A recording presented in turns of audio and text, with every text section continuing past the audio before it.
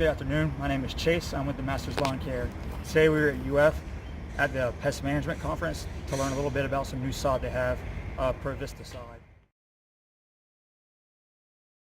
We learned quite a few new benefits today at the new turf. The main benefit that I pulled away was lower maintenance. The pros of that is the less cutting, which is more money saved, less time spent working on equipment, less headaches. That in return gives you more time with family.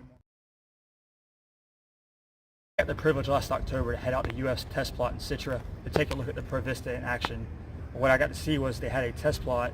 I noticed they had 3 sections, all were the same height of 3 to 4 inches. What I found out after the fact, which was shocking and surprising to me, that the first section was mowed at 30 days, the second section was mowed 60 days ago, and the third section was mowed 3 months prior to that.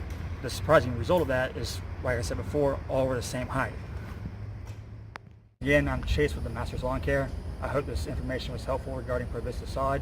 If you're looking to install new sod, we definitely recommend ProVista.